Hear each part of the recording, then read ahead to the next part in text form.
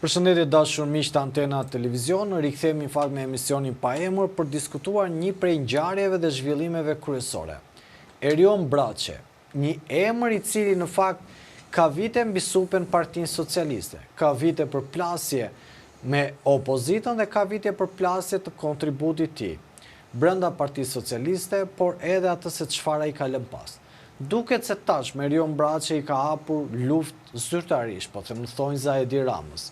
Njeriu i cili ka 4 mandate që qeverisë vendin, njeriu i cili në fakt duket sikur është i plot fuqishëm i momentit, por duket se Erion Braçe ka nisur të ketë një kryengritje apo të ketë një kryenësi kundrejt Edi Ramës. Fakti që nuk është lënë në 2 mbledhje, një pas njëje, dhe fakti që nuk është kthritur në mbledhje, kur vetë Edi Rama me deputetët e vet apo me përfaqësuesit e Partisë Socialiste këtu në Tiranë kanë organizuar një takim për të ndarë mendime apo dhe për të përgatitur në zgjedhjet që do të vinë tashmë në 2027 zgjedhjet bashkiake, duket se Erion Braçe ka sjell dhe ka reaguar i pakënaqur. Kjo është panorama e parë e asaj se çfarë do diskutojmë ne. A do të ketë një aleancë të fshehtë midis tradicionales Partisë Socialiste, dhe këtu flas elementëve të vjetër të Partisë Socialiste, dhe a do të ketë një bashkim të Spiropalit me Erion Braçen, çfarë do të sjellë kjo luftë dhe a ka realisht një luftë brenda Partisë Socialiste dhe a do të përfitojë Sali Berisha nga kjo përplasje. Këto do të jenë disa nga aspektet që do diskutojmë me kolegun tim Anëri Bala mbi perspektivat e ndryshme që ne do të trajtojmë ditën e sotme në fakt për këtë qasje. Anëri, unë, Armal, mendoj se zoti Braçe nuk është se ka bërë në kokë tij, se e bëjmë sigur. Nuk e di pse s'ka qenë në këto mbledhje apo kush ka qenë arsyeja. Problemi është, në gjykimin tim, është se Erion Braçe nuk është se u zgjua një ditë në mëngjes, nuk është se ka konsultuar me Ramën, nuk do të thoya kandidimin, por idenë apo vetë propozimin si kandidat për kryetar i Bashkisë Tiranë. Problemi është tani që nuk është se ka ndonjë, se e bëjmë sikur sakrilegj që po kandidon Braçe për Tiranën. As se po hedh një propozim që nesër pas nesër të përgatitet si një nga figurat për të drejtuar qytetin. Problemi është që në fund ditës në çdo parti, sikurse edhe Partia Socialiste, ajo që vendos është kryetari, se tani do talleshim me opinionin publik, po thonin që vendos antarësia. Në këtë kontekst, besoj që midis Braçes dhe Ramës është diskutuar, ka pas diskutime, pase nëse kanë rënë dakord apo jo, Rama nuk është befasuar. As me retorikën që përdor Braçe, nuk është hera parë që e bën, e ka bërë dhe më përpara, dhe as me modelin që Braçe të ketë një konkurrent përballë tij brenda PS-s për të qenë kandidatura më e mirë e Partisë Socialiste për të drejtuar Tiranën në zgjedhjet, ose më saktë për të kandiduar në zgjedhjet ardhshme lokale të vitit tjetër. Se një vit jemi larg zgjedhjeve lokale, 2027. Kështu që besoj do zhvillohen edhe këto në maj, nuk besoj se kështu i kanë ndarë. Njësoj si zgjedhjet për parlamentare. Tani, logjika e ime besoj që Ogerta Manastirliu, e cila ishte kandidatura e parë që Edi Rama dha pas zgjedhjeve të 11 majit, dhe që ishte kandidatura e cila do kandidonte edhe përballë Florian Binës si kandidaturë e përbashkët Partisë Demokratike me e propozuar më shumë nga aleatët, edhe i akuacion ra. Pra, Rama do kishte ndoshta më shumë siklet, besoj, do kishte më shumë jo ndrojtje, por do lodhe me tepër për gjetur një kandidat të duhur përballë jo Florian Binaj, por të një opozite deri diku e bashkuar. Florian Binaj ishte kandidatura e cila bashkonte opozitën përmes një emri. Po jo mbi parime dhe idealet, apo mbi perspektivat, apo mënyrën se si e shohin ato qasjen që përdor Partia Demokratike ndër vete dhe jashtë saj. Kështu që besoj se opozita kësaj here mund ta kushtozoj Partinë Demokratike. Kemi edhe një jo vetëm nuk mund ta kushtozoj, por Partia Demokratike me kandidaturën e zotit Ilir Ali Mehmeti, se tani mos bëjmë naivin. Kjo lë për të sen, do me thënë drejt ati do të shkoj, po a do shkoj drejt ati apo jo? Sinjali i parë ka qenë që nuk do kemi kandidaturë jo politike, duhet politike. Se e ndryshuan me rastin e Florian Binet, po gjykata kushtetuese anulloi sepse riktheun detyrë Erion Velien. Kështu që kandidaturë politike, Florian Binet bie. Politike tjetër, kush mund ta bashkojë një kandidaturë politike me Adriatik Lapaj dhe Agron Shehaj? Më thuaj një kandidat tjetër brenda PD-s. S'ka, do më thënë, figura mund të ketë, për shembull themi Jorita Tabakun, mund të jetë, mund të ekzistojë. Me Lapaj dhe Shehaj? A mundet nuk e di, po them mundet, se tani aktualisht ata kanë thënë duam nga shoqëria civile. Pra, jo, është kusht ai. Është kusht. Tani ata nuk do i duan këta. Pra, këtë po them. Atëherë ku jemi? Aty ku ishim. Një vër në ujë. Më keq, jo aty ku ishim. Më thënë ku them aty ku ishim, keq ishim. Më mirë, a kupton, po tani janë më keq. Më mirë s'ishin ta kam thënë që ishim. Më mirë ishim bashkë me Lapaj dhe Shehaj me kandidaturë për Florian Binet, se zakonisht ose njerëzit janë të prirur të votojnë logon në respekt partisë që kanë mbështetur gjithë këto vite më. Tani përveç opozitarëve ose mbështetur Partitë Demokratike, janë dhe elektorat gri që për shembull mund të votojnë Florian Binet ose një tjetër, nuk e di kush mund të jetë, s'ka rëndësi. Beskallaku. Parmalin e përjashtuan ata. Dakor, po them si element Ore Beskallaku po them. Besi, kandidon Besi nesër. Dhe pra një personazh që vjen nga arti ose kultura, kushdo të jetë ai dhe nuk vjen sepse Ermali ka pas prapavi politike. Pavarësisht, e kupton, ka dal nga Partia Demokratike dhe ato e shohin më afër PD-s se sa vetë tyre. Po të shikosh dhe përplasjet që ka pas zoti Asimja dhe me Agron Shehajn dhe me Tik Lapajn në koncept kanë qenë përplasje ideologjike që këta nuk e pranon një PD me Berishën dhe i kandidaturë politike. Më kupton? Asimja i ka shtrirë dorën për bashkëpunim opozitës partive të vogla, pra si zoti Shehaj apo Lapaj, sepse Arlind Qori del nga ekuacioni, nuk ka lidhje me këtë propozim dhe ore u bë kohë që s'gjem nga Arlind Qori. Në terren është Arlindi, po thjesht po bën ato, thjesht ka qenë duke bërë këto lëvizjet e veta me sa i kam parë unë, jo po bën takime, jo po bën antarësoni, pra po bën një lëvizje underground. Përveç asaj terrenit, flas mediatikisht, është pas një strategji ose kaos. Mediatikisht, domethënë, unë mendoj që ata dhe e përdorin këtë strategji për benefitet e veta politike. Po nuk zgjat shumë ajo gjë. S'ka rëndësi, aq sa duan ata kanë qëllimet e qarta. Mirë pra, po unë po flas për ndryshime, nuk po flas për të bërë retorik. Shko, Anëri, në sytë e mi ndryshimi vjen vetëm nga Partia Demokratike. Nuk mund të ndodhi ndryshimi nga partitë të vogla të cilat a e bën dot Partia Demokratike, kjo sfida vet. Atëherë, kur ndryshimi vjen nga Partia Demokratike dhe këto partitë e vogla nuk arrin dot të bëjnë ndryshimin, atëherë si kemi PD-ja. Po, në këtë tani PD-ja me kryetar Sali Berishën që pritet të rizgjidhet, çfarë formacioni tjetër do t'i ofroj shqiptarëve ose çka kandidaturë do t'i ofroj shqiptarëve? Tani kemi sinjale ku Ali Mehmeti ka qenë me Saliani në për takimet e para që bëri me demokratët apo me ku dëgjon mbështetësit e tij, po i quajnë mbështetësit e Partisë Demokratike. Dhe u shkëput pastaj nga Saliani se unë mendoj se ka marrë një garanci dhe informacioni që kam unë ka një garanci nga garanci. Për momentin. Domethënë, unë di të them vetëm verbale, ka garanci verbale. Unë di të them vetëm kaq. Në pa të ndërpresës. Jo, s'ka gjë se s'po them një. I vetmi politikan, i vetmi politikan mendoj që nuk kushtëzohet dhe nuk pranon regjistra negociatash. Në këtë momente është vetë zoti Berisha. Pra, Ali Mehmeti në informacionet që kam unë, i ka kërkuar vetë takim zotit Berisha, i ka thënë që unë nuk kam asgjë me Salianin, zoti Berisha i dha simbolikën që e çoi në kombinat, aty ku ishte Saliani, në ditën që Saliani do të bënte një takim, Ali Mehmeti doli foli krah zotit Berisha, por nuk i ka dhënë asnjë garanci. Garancia është që vetë zoti Ali Mehmeti ta provoj.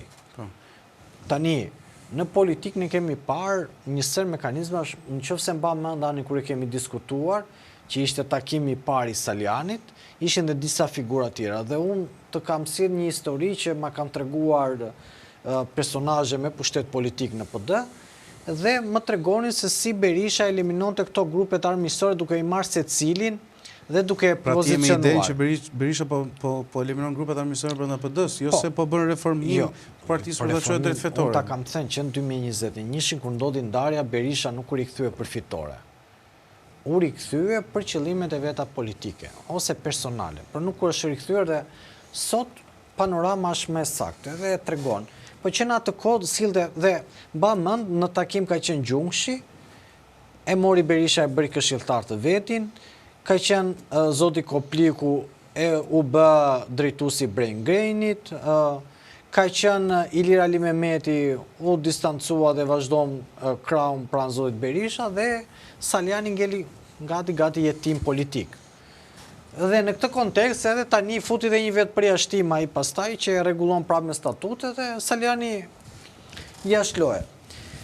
Çfarë ndodh? Unë dua të analizoj pak anë çfarë po ndodh, domethënë në këtë panoramë që edhe kandidati dhe kam thënë që edhe zoti Binaj ishte thjesht për momentin për t'i dhënë oksigjen sepse nuk donin që të kishin kosto politike që ja PD-s në këtë situatë. Pra, thjesht kanë bërë lëvizje për të fituar kohë politike, duke ditur panoramën mjaft qartë, se 2027 erdhi. Dhe ndërkohë PD-s janë larguar një sër funksionarësh të lartë politik qoftë nga kryesia, dhe askush nuk mban përgjegjësi. Vim tani tek situata e Partisë Socialiste. A do mundet Erion Braçe të bashkohet me Elisa Spiropalin dhe të bëjnë një pol kundërshtimi brenda PS-s? Në logjikën time, në logjikën time, të dy ata nuk e bëjnë dot. Edhe po të bashkohen bashkë kanë kot. Mund të bashkojmë edhe ne dy tani e themi hajde se do rrëzojmë sistemin. Jo sistemin e se rrëzojmë dot administratorin e lagjes tu. Po mirë më dakord, po unë them sistemin, se edhe ata nuk as administratorin. Mario, por sistemi është për shkak të sistemin më bërë se janë dhe këta pallatet janë komshit e tjerë që s'bjen në mendje. Kështu që në këtë kontekst mua më duket më shumë një lëvizje për sensacion mediatik dhe jo politik. Më duket një lëvizje e cila buron nga interesa pragmatiste dhe janë drejtën e tyre, nuk është se po bëjnë ai mëkat, se nuk mund t'i paragjykoj. Por, nëse zhveshim nga pushteti politik Erion Braçe dhe e lëm që çfarë ka prodhuar ky në vitet që ka pasur pushtet politik, atëherë Erion Braçe nuk ka prodhuar asgjë realisht. Pra, unë nuk di që Erion Braçe të ketë ideuar ndonjë draft koncept të paktën, se si bujësia mund të bëhet më rentabël, se si ekonomia mund të jetë më rentabël, se si bizneset mund të përfitojnë, se si Shqipëria mund të përmirësohet në infrastruktura apo në sektor të ndryshëm, nuk kam parë asgjë. Pra zoti Braçe del aty dhe thotë është rritur çmimi i bukës. Te e bëjmë ne bashkë, por ky nuk. Zoti Braçe ka mandat për të ushtruar pushtetin e vet, nuk ka mandat për të ushtruar profesionin e vet si gazetar. Sa ashtu hajde të vit, bashkohet këtu me ne, edhe mund ta bëj shumë mirë gazetarin. Aty është politik bërje. Dhe këtu fuqia e Erion Braçes më duket e cunguar. E dyta, mendoj që lidhet me faktin që brenda Partisë Socialiste zoti Braçe ka kuptuar që nuk do të ketë më vazhdueshmëri politike. Për shkak se nga qarku ku ai ka qenë tradicionalisht e larguan dhe ndjen në rrezikun që në Tiranë nuk ka këmbë të forta për ta mbajtur. Dhe kërkon nëpërmjet këtij mekanizmi, sepse zoti Braçe duke njohur politikën e di shumë mirë situatën e brisht që ndodhet opozita, por di dhe situatën që ndodhet Partia Socialiste, në trysninë që kanë qoftë nga SPAK-u, por dhe qoftë nga faktori ndërkombëtar. Në këtë kontekst, tenton të luajë kartat e veta me gjithë drejtën politike, por zoti Braçe, në opinionin publik, në sytë e mi, nuk ka një vokacion të fortë që mund t'i bivendosët zotit Rama. Kështu që duke mos u mbivendosur do të zotit Rama, pastaj historia është një prallë e parë apo një histori e parë, dhe kështu do të shkojë. Të gjithë dritat apo të gjithë objektivat qëndrojnë në këtë kontekst që vetë zoti Braçe, apo vetë zonja Spiropali, apo vetë elementë të tjerë brenda Partisë Socialiste, a do të kenë kurajo të flasin qartë. Për sa kohë nuk kanë kurajo të flasin qartë, për sa kohë nuk artikulohen politikisht dhe publikisht, në sytë e mi e Anërit do të jetë një rrugtim i cili do të jetë i mangët dhe nuk do të ketë asnjë sukses. Do të bëj këtë zhurmë mediatike deri në verë, se pastaj verë fillojnë pushimet e se ka njeri me mendjen, dhe nga shtatori me të parë me të bërë. Unë nuk e besoj se do jetë në verë, për shumë këtë verë nuk do jetë fundi, nuk do vazhdoj gjithmonë njëti fund i përpjekjeve të Partisë Demokratike, për besoj se kësaj here ata dhe vetëm gjë që ndoshta po bëjnë mirë është persistenca e aksioneve të tyre, qoftë nuk ka rëndësi se bin verë shurdhër, a kupton? Ose nuk ka rëndësi se nuk prodhojnë, si thuash, vota. Por ama, kësaj herë, ndryshe nga herët e tjera, PD-ja duke sigurisht e vendosur që të bëj protesta dhe protestat pandalshme. Derisa të, sipas tyre, po jo sipas meje, të krijojnë një lloj, ta vendosin vështirësi Edi Ramën, qoftë për një pakt politik që ka të bëjë me zgjedhjet ose me ato, po ato gjithmonë, nëse historia na ka treguar se kanë qenë të dështuara, se gjithmonë kanë bërë marrëveshje interesi dhe kur s'kanë bërë marrëveshje që i ka shkuar në dobi të tyre. Dhe protestat besoj se do vazhdojnë, edhe në verë, por ajo që është më e nëse ka zënë mësim, ose ka bërë mësim Partia Demokratike, është që do të kuptoj që nga sot duhet jenë fushat për Tiranën, minimalisht, gjithë Shqipërinë, po nëse kanë për të marrë, kanë një lloj Tiranë, Shkodër, Vlorë, Elbasan, këto që janë kryesorët. Po them janë kryesorët, ata duhet të jenë, unë e kuptoj. Është Tirana, Elbasani kryesore, është Fieri kryesor, është Durrësi, këto janë kryesorë. Edhe Shkodra. Por po s'pate këto të katra sa është Tirana, sa është Elbasani, Fieri dhe Durrësi, është gjithë Shqipëria. Më kupton që do të them. Në raport qoftë mandatesh, në raport popullsie për të krijuar një lloj, sepse janë inekzistent, janë apatik, sa i përket e kanë betejat e tyre në parlament, po harrojnë fare betejat lokale. Tu nuk flitet më për asgjë. Pra të del Erion Velia nga Burgu, ja, ka për shembullin ty tani. Të del Erion Velia nga Burgu, nga Durrësi vjen në Tiranë, kur e thritën të gjykatat administrative, e thotë shifshin se i keni Tirana sot, dhe është e vërtet, që nuk është Tirana që ka lënë ai. Njëra po keq në raportet e tij me ligjin, janë raportet e tij me ligjin, nuk ka rëndësi. Po ti flet pranën administrative. Po, kur shkojmë në administrative, tha që si është Tirana sot. PD-ja nuk e adreson këto probleme. Ka probleme lokale që u bllokua uji në Vlorë, edhe kujtohen atë ditë. Pra, duhet të jetë e fuqishme, duhet të jetë e fortë, duhet të jetë e përditshme. Pra, nuk mund vetë vazhdosh me i betejë, po pse balluku kështu, jo po ashtu, dhe në fund ditës e harrojnë që për një vit, më pak se një vit, janë zgjedhjet lokale. Dhe këto s'kan asnjë prokupi për këtë pjesë dhe nuk adresojnë problematikat për cilat ndoshta janë për atë punë, si thuash, e kanë detyrim dhe për atë punë paguhen, si deputet. Janë të tetë organizuar, unë mbaj mend ta kam thënë dhe një herë tjetër që kur kam qenë me Belind Kolliçin, se edhe e njoh për hir se kemi qenë dhe kemi jetuar në një zonë, e njoh shumë, e njoh fëmijë me fjalë. E njoh shumë herët, kemi qenë me një shkollë bashkë, fillore, se pastaj u ndan profilet, dhe kur vjen puna, i pata thënë në emision dhe u mërzit atëre me mua, kujtoj sikur po bëja propagandën e dikujt tjetër. Se kështu është puna me këta. Kur i thu diçka që qëndron, kujton se hënë se po e godas për hir për llogaritë të dikujt tjetër. Po jo, i thash diçka që, o zotëri. Kush është projekti jot, plani jot? Jo, po se ta bëj planin unë që të ma bëjnë këta flet, e kupton? Do ta them përpara zgjedhjeve. Jo, më zotëri, jo. Kur ndërtohet një person politik, apo jo politik, nuk ka rëndësi, duhet që ky personazhi do të jetë totalisht 100% ose 1000% i investuar për të bërë politikë lokale. Pra, po ta marrë kot Ilir Ali Mehmeti. E zem, mos tjetë si shtu ati, nuk ka marrë garanci. Ilir Ali Mehmeti sot, zotëri, duhet merret me gjithë problemet që ka Tirana. Jo vetëm të adresoj problemet, po duhet ta ketë nisur fushatën. Ilir Ali Mehmeti nuk ka pse shkoj fare të protestat e PD-s, do të merret me problematika e Tiranës. Madje thotë që edhe protestuesve kur tikin nga protestave që mos e lini mbasi hidhin këto pisliqe ti ishni nga aty se Tirana nuk është vetëm me vërtet. Jo e po është të gjithëve. Më kupton çfarë dua të them? Pra, gjithë investimi politik i tij duhet të jetë, nëse ka një projekt për nxjerrje një kandidaturë serioze, unë besoj se do ta kishte nisur fushatën tashmë. Nuk mund ta lësh 2-3 muaj të fundit të bindesh qytetarët e Tiranës se ti je kandidaturë më mirë se ai që të mund çdo palë zgjedhje ty me edhe në rezultate 50.000 vota X.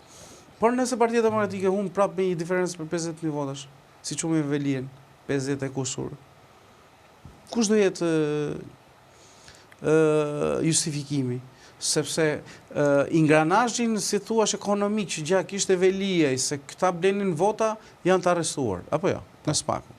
Shumë bukur. Veliaj nuk është më. Apo jo, s'është më kryetar bashkie.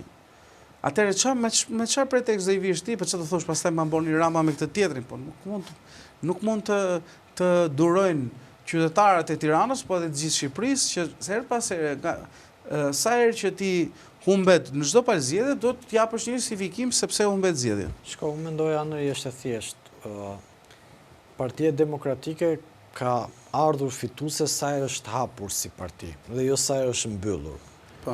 Pra, është e nevojshme në çdo parti. Do të thënë, tranzicionet politike në Shqipëri dhe demokracia hibride ka prodhuar që për shkak se sistemi është i polarizuar dhe sistemi është i kapur lehtësisht, kërkojnë që një parti të hapet me flukse të ndryshme. Pra një parti nëse do të sjellë rotacionin duhet jetë antiteza e sistemit.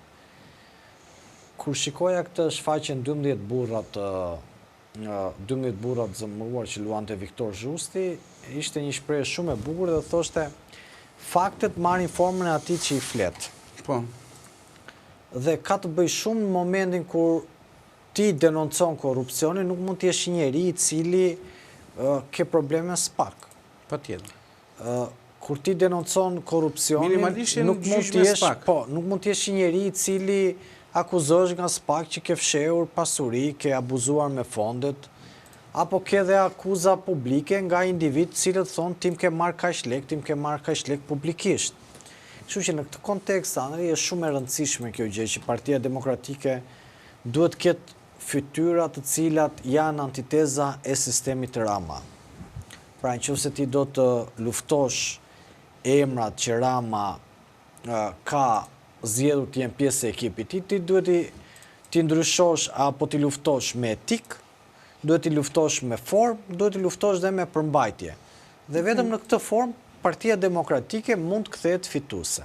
Dhe unë i qëndroj përsëri 2 pika janë që nuk e bëjnë fituese Partinë Demokratike në këtë situatë. E para është që vetë Partia Demokratike ka një ngërç diplomatik dhe kjo lidhet edhe me faktin që në Partinë Demokratike nuk ka shkelur këmbë Britaniku dhe Amerikani, dhe e dyta lidhet me faktin që Partia Demokratike nuk ka ndryshuar regjistra nga drejtësia. Pra, po të shikosh artikulimin që bëhet sot nga përfaqësues politik PD-s, thonë SPAK ka dëmtuar PD-n. Ku në fakt SPAK më shumë ka goditur tek PS-ja, se nuk ka goditur te PD-ja. Te PD-ja, më them deri tani s'ka ndonjë rezultat që të thuash që ka në hetim zotin Berisha, por nuk ka një përfundim.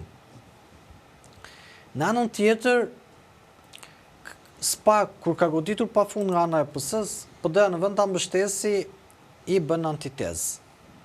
Dhe në këtë kontekst, edhe për shkak që nuk ka respektuar garën e vet brenda partisë, sjell një situatë abstrakte dhe absurde. Në këtë absurditet politik pastaj, Edi Rama është mjeshtri dhe prandaj përfiton.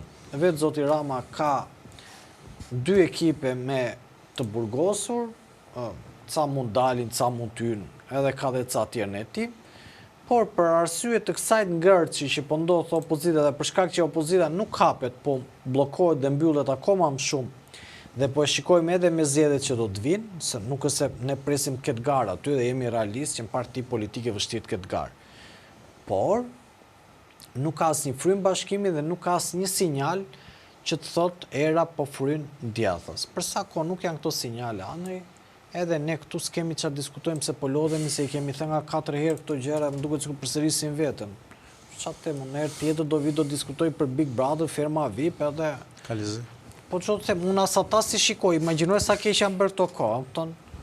Unë vetëm mozën, po dhe mozën me pak, e kupton? Mozën kur del shumë në Reels. Po, në Reels po dhe çfarë del kështu, domethënë se pash dhe atë poezinë që ja kishte kushtuar Ramës, nuk kishte një poezi që të maniste, kupton? Se unë, domethënë Pa e ka pas mik familje Ramë, në bërë fut kohë tani. Se do thoshte ajo për Ramën, pavarësisht se këta e shprehje sikur Moza ka bërë disidente ndaj pushtetit të Ramës, se kështu miku, shoku i ngushtë i Ramës, dikush ka qenë. Ardian Klosi, i ndjeri Ardian Klosi, që ka qenë mik i ti me sa di unë të paktën, që ka ruajtur raportin. Po ky Stefani ka qenë ky Andrea Stefani që ndroi jetë. Një me flok. Nuk e di, më kush ka qenë Andrea Stefani gazetari, po them nuk e di, ka mund ketë pa jo në nuk besoj, po besoj këta kanë qenë flas miq të tij, të intelektual dhe kush është i dytë është burri Mozës Aurel Prasari. E di shumë mirë që kanë qenë miqtë mirë, madje bëshin shëtitet. Është burri apo ish burri tani? Ish burri për tani, ku di unë tani kur është nda Moza apo burri? Burr tani po. Ish burri. Profesori. Dhe biseda dhe më thoshte biles pak të nëse mbaj mend herët, Rama thoshte kur dilte me Aurel Prasarin, dilte në bulevard dhe bënin bisedat e tyre në raport, biseda qoftë letrare apo filozofike, sa ai është albanolog. Kryesisht biseda për letrat. Kështu që sado që ti bënte Moza në një shkrim aty e idhnume me Ramës, se është kontraverse në asaj, nuk do ishte një wow, a kupton. Ideja është që këto janë kështu janë opium për popullin. Dikur kam pas thënë që thoshin feja opium për popullin, tani kanë dalë to reelsat opium për popullin, më kupton? Unë besoj, ta thash dhe njërë, unë besoj që Partia Socialiste ka më sakt, dhe ndoshta nuk është, pa e ka rrugën më të lehtë për zgjedhjet e reja lokale. Madje isha në studio që parë, timi kisha ime dhe atë i thash që përthoja që nuk janë shumë larg Partisë Demokratike për të prodhuar një kandidat i cili mund të cënojë pushtetin e socialistëve qonë Bashkinë e Tiranës dhe nesër pas nesër në 2029, kur të ndodhin zgjedhjet e reja, të cënojnë pushtetin e Edi Ramës, sepse s'ka asnjë ekuacion që e provon këtë gjë. Dhe pse nuk ka asnjë ekuacion që e provon këtë gjë? Nëse do kishim një luhatje të pushtetit të Edi Ramës apo një si thonë investim i aleatëve ku pret Partia Demokratike, Demokrata dhe mbështetësit opozitar të qoftë gjitha kave, ose ata që nuk e duan në Ramën, do kishim pas një kandidat përballë Ramës. Kandidat serioz. Kush është kandidati më serioz sot përballë Ramës që mund të cënojë pushtetin e Ramës? Kemi ndonjë? Për momentin jo. Patërë si cënohet pushteti i Ramës kur s'ka kandidaturë serioze? Ikën Rama kush do vijë? Jo se ikën Rama se s'kemi një më të mirë se Rama, mund të kemi me qindra më të mirë se Rama, me mira më të mirë se Rama.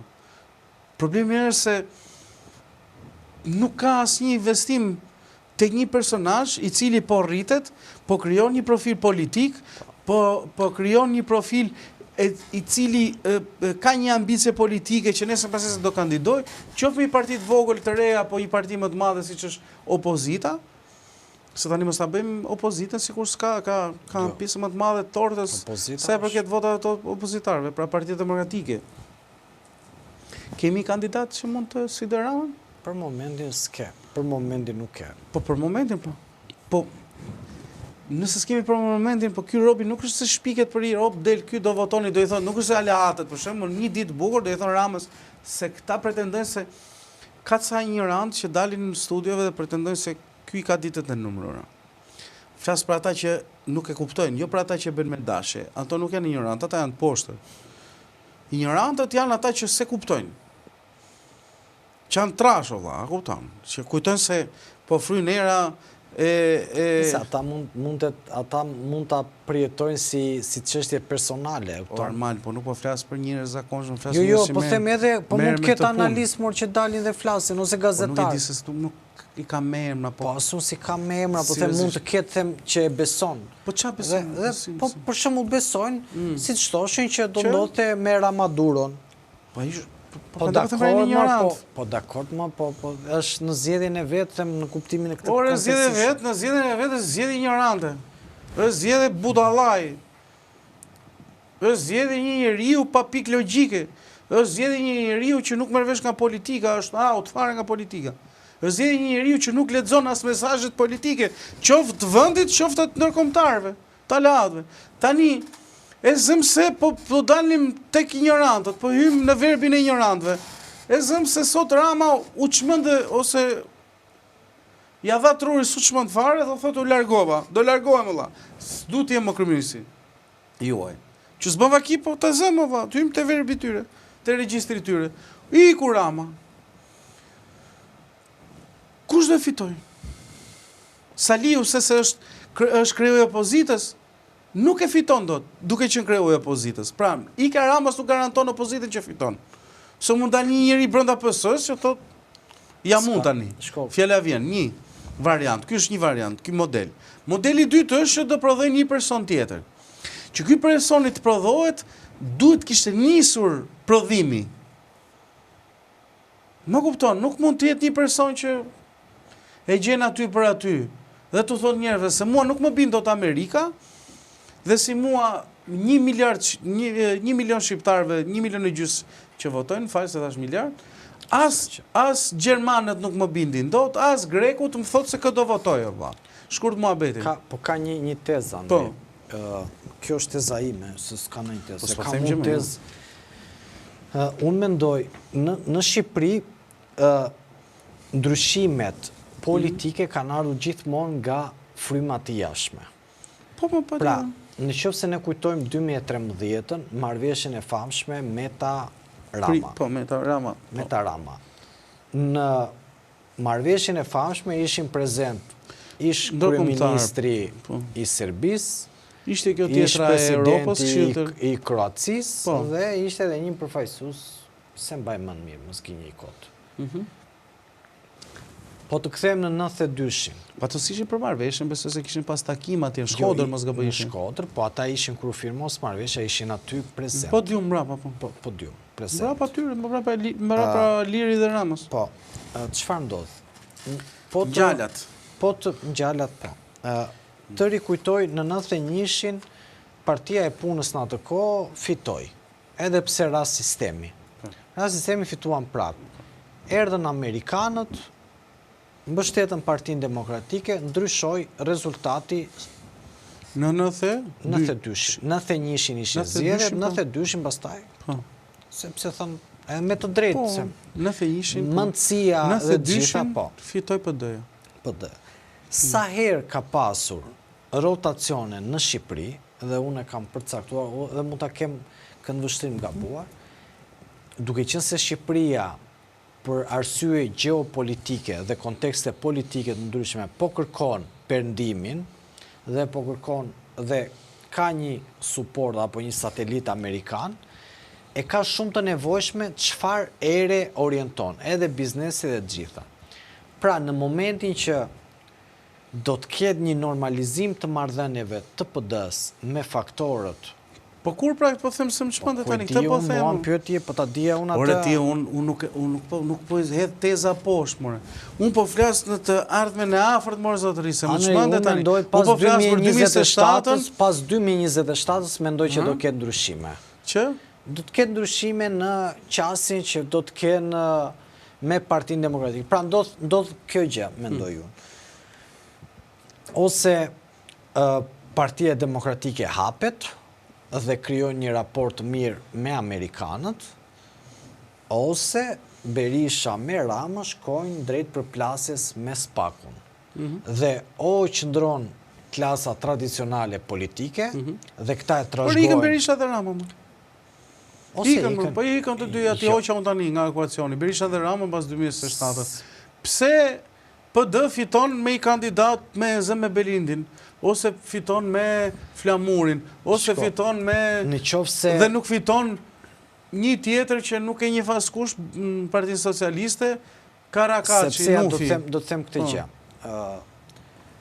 Sot mendoj unë, një sekondë. Se shqiptarë do votojnë PD, po t'i ki Rama dhe Berisha. Do të them këtë gjë. Në mas flasë, për mazhorancë. Sot unë mendoj, këtë e mendoj unë, sot Partia Socialiste simbolizohet nga Edi Rama.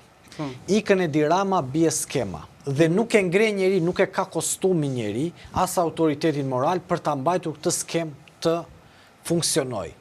Pra, për teja sa që ne analizojmë në opinionin publik, ka edhe regjistrat cilat neve mund t'i dim, por nuk i themi dot se duhet kemi e disa fakte që të flasim si kompetent.